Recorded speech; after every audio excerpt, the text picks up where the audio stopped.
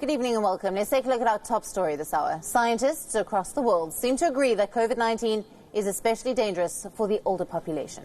But many have interpreted this to mean that young people are almost invincible. A study conducted by the CDC in America indicates that this is not at all true.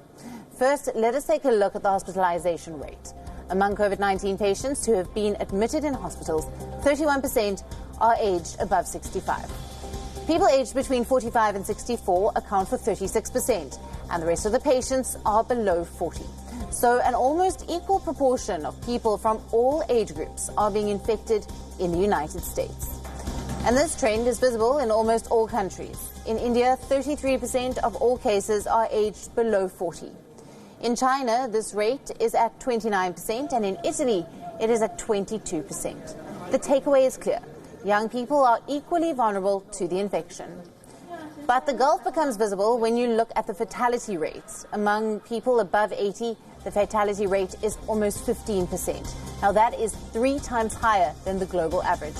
This falls to 3.6% for people aged between 60 and 69, and for people between the ages of 10 and 39, the fatality rate is at 0.2%. This means that while young people are equally vulnerable to the infection, they have a much higher chance of recovery. Now, we have seen these trends play out in Italy and South Korea.